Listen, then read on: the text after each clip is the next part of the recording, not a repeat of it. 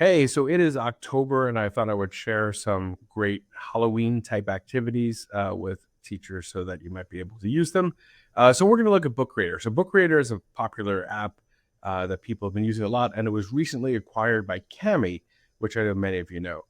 So we don't really know, how much integration will happen, but I would imagine that you'll see a lot of Book Creator things showing up in Cami. Um, and I don't know the other changes, but as of right now, everything looks pretty much the same. So I'm going to share a project of just creating a book that talks about the pumpkin life cycle that's really popular. So let's take a look at how it works. So once you get into Book Creator, you will see your library, but it's easy enough to create a new book. There's a big yellow button up on the upper right side. You could import PDFs or EPUB books already. I like to use a template. You could start with just a blank book if you want to, but the templates do kind of help you move quicker. So they have different templates that kind of make it a little bit easier. And the other kind of option you could use is if you choose a book, the comic is kind of a good way to go as well. And that's actually what I did for this book. So the lifestyle of a pumpkin is what I'm talking about here. This is kind of a great way to kind of infuse science together with, some Halloween kind of fun. So I took one of the templates and I'm kind of using that comic ideology. And then I kind of like the comic format. I think this is easy to kind of use, especially in elementary and middle school. And, so I just had 3 different pictures. I pulled all of them from the sources in Book Creator and added a little text. Now here is my second page, and I'll show you how you add text. Again, everything is done with that little yellow plus button. You have images, camera, pen, text, and record if you want to do an audio, along with media and some of the apps that are infused in it as well. So for text, I'm just going to use a caption here. This is going to kind of keep the effect, which is nice, and you're able to resize things with just a button and kind of move it to where you want to. Let's create a third page together. So I'm going to hit that plus button, and I'm going to use one of these templates from the bottom. So this is the comic templates here. So, there's all different options in terms of how many panels you want. We're going to kind of keep it a little bit simpler.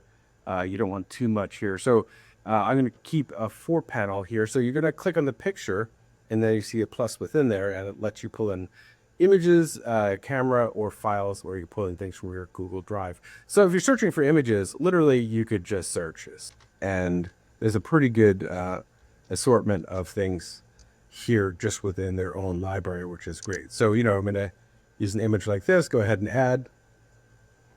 And there we go. So, you could do that for all 4 of the images. Now, if you want to move, there's that little move tool, so I could actually move it just so it fits a little bit better.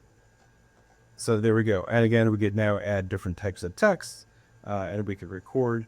So in terms of media, you have the templates here. You have different shapes you could add, different icons, and you could embed elements, add files. But apps is kind of the other really big thing I want to show you. So you're able to use Adobe Express's AI image generator, Canva's AI image generator, Google Maps, which is handy, especially for people that were using Google Maps and it's not in education anymore. So you can actually put it with a book and look at it. 3D models, which is kind of fun. Stickers, animated emojis, Google Drive, Giphy, and Bitmoji. So it gives you a lot of different options in terms of adding things. You could share your book really easily. So you could publish it, you can collaborate, you could download, or you could assign it to class. And then there's some information here in terms of your backgrounds, your colors, your borders, and things like that. So it's very user-friendly. I'll finish this page up just by adding some text.